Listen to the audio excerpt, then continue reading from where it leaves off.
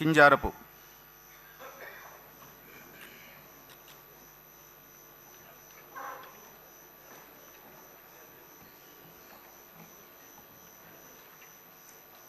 కింజరాపు అచ్చెన్నాయుడనే నేను శాసనసభ సభ్యుడిగా ఎన్నికైనందున శాసనము ద్వారా నిర్మితమైన భారత రాజ్యాంగం పట్ల నిజమైన విశ్వాసం విధేయత చూపుతానని, భారతదేశ సార్వభౌమాధికారాన్ని సమగ్రతను కాపాడుతానని, నేను స్వీకరించబోయే కర్తవ్యాన్ని శ్రద్ధాశక్తులతో నిర్వహిస్తానని దైవ సాక్షిగా ప్రమాణం చేస్తున్నాను.